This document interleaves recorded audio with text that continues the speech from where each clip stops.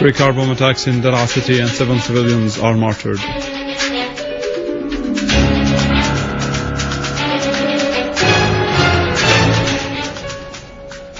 Syrian army units continue operations in several areas.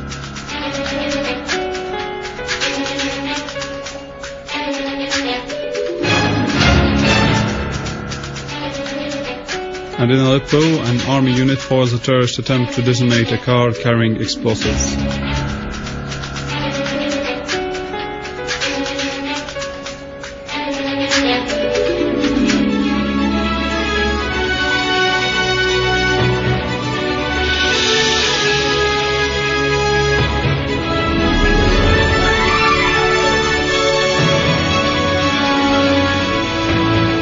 Good afternoon, this is News in English. President Bashar al-Assad stressed that the enemies of Syria are terrorism and instability. More in the following. Don't have civil war and instability in Syria. President al-Assad added that His Excellency wasn't the target right from the beginning, referring that the West always greets enemies. That is why we have to focus on the real problem, because the problem is not between the president and the people. It is not about reconciling with the people, and it is not about reconciliation among the Syrians. We do not have a civil war. It is about terrorism and the support coming from abroad to terrorists to destabilize Syria. On the presence of fractions of terrorists who are not unified and have no unified strategy, President al-Assad said, this is not the problem. The problem is that those terrorists are fighting from within the cities, and in the cities we have civilians. When we fight these kinds of terrorists, we have to be aware that we should do the minimum damage to the infrastructure and minimum damage to the civilians. But we have to fight. We cannot leave terrorists just killing and destroying.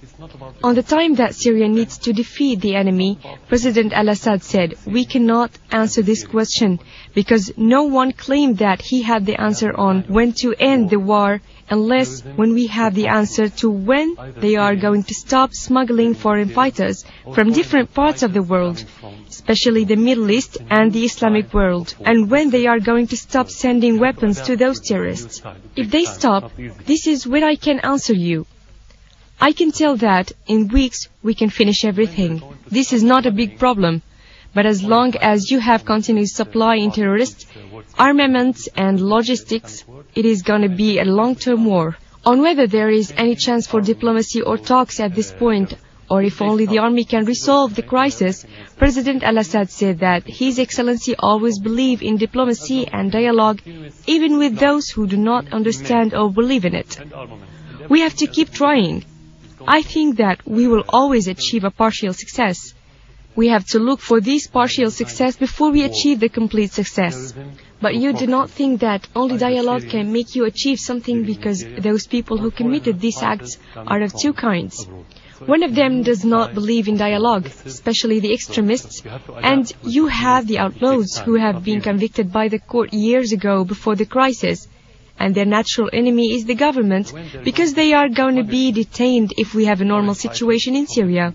The other part of them is the people who have been supplied by the outside, and they can only be committed to the governments which paid them the money and supplied them with the armament. They do not have a choice because they do not own their own decision.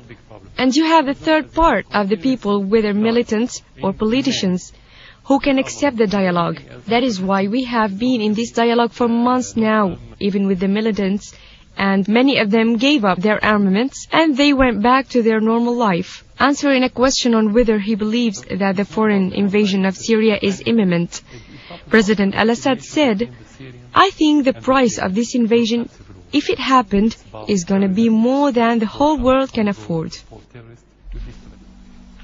Minister of Information Omran al-Zabi stressed that the recent meeting of the opposition groups abroad in Doha in the presence of some Arab and foreign ministers constitutes a new form of foreign intervention which aims at remarking and remarketing an old product.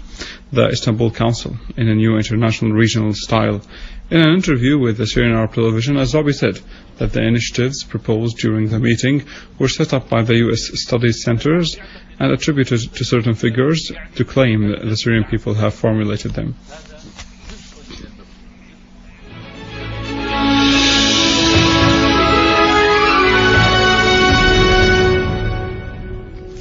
In Aleppo, a unit from the Syrian Arab Army and in cooperation with the locals foiled a terrorist attempt to detonate a white Mitsubishi car carrying explosive devices that weighed about 150 kilograms.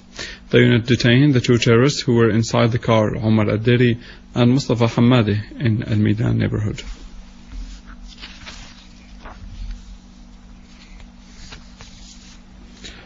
Three terrorist car bombs attacks hit Daraa city this morning near the cell phone market and the Panorama roundabout. Huge material damage was reported, in addition to a number of civilian casualties. A third car bomb loaded with anti-armored mines exploded near the finance department and a local bank, causing huge material damage. The death toll of the terrorist attacks amounted to 7. And the Syrian Arab Army units targeted an armed terrorist group which was carrying out acts of killing and sabotage in Ajbeli neighborhood, killing 7 of the group's members. An official source said that one of the killed is Ahmed Ibrahim Abdul Karim, the leader of what is called Tariq bin Ziyad battalions. The source added that another unit eliminated 5 terrorists in Al-Busayra streets. Muhammad Suwaid and Muhammad Yusuf Al-Hawali from Al-Mayadeen area were identified. A large number and a large amount of drugs were seized in one of the terrorist hideouts in the same neighborhood. In Homs city, terrorist groups targeted residential buildings in the Armenian quarter with mortar shells, which led to the martyrdom of one citizen and the injury of others, and causing a large material damage. A Syrian Arab Army unit destroyed terrorist hideouts, their cars, equipment and stolen goods. Terrorists Abbas Khalid and Basil Fa'our were identified among the killed, and the Saudi terrorist Yusuf As-Salimi, the leader of the group, along with his terrorist group, were also killed. On the other hand, the competent authorities raided a hideout of an armed terrorist group in Al-Wa'al area, killing one of the terrorists and arresting others and seizing their weapons. The competent authorities also arrested a terrorist network as they were trying to forge foreign and Syrian currencies, seizing the currencies in addition to ammunition and drugs that were in their possession. In Al-Ghab area in Hamas countryside, the competent authorities clashed near Al-Qahira bridge with an armed terrorist group that was terrifying the citizens there and carrying out acts of killing and sabotage. The competent authorities eliminated a large number of them.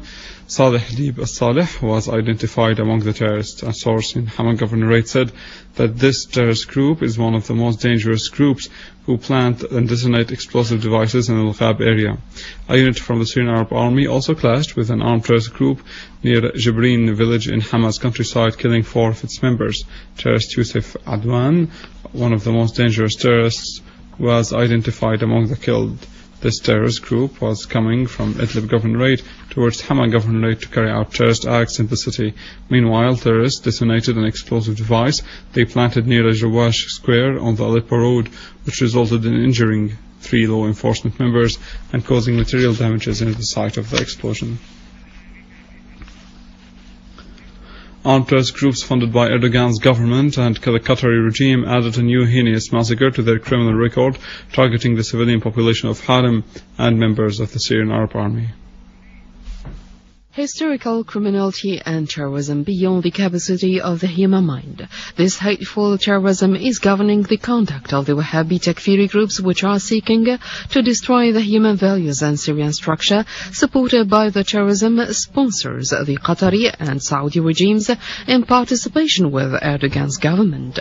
The frustrations that are experienced by those terrorists led them to unleash their instincts on the innocent civilians and to practice the brutality in savagely killing the victims, either the civilians or the soldiers, registering new massacre in their record. In a new massacre, the people of Haram and Idlib countryside are the victims of the Wahhabi terrorist groups, targeted the civilians and the Syrian Arab Army soldiers who were protecting those innocents. The terrorists shot them all by cold blood in the streets and inside the houses. This is not the first massacre by the Wahhabi terrorists from the Turkish borders right to the people of Haram, which has over hundreds of martyrs from the unarmed civilians. The massacre is a new copy from Saraqib massacre committed a few days ago, which promote some international organizations to break their silence and describe it as a war crime. With this, we conclude our news for today. More news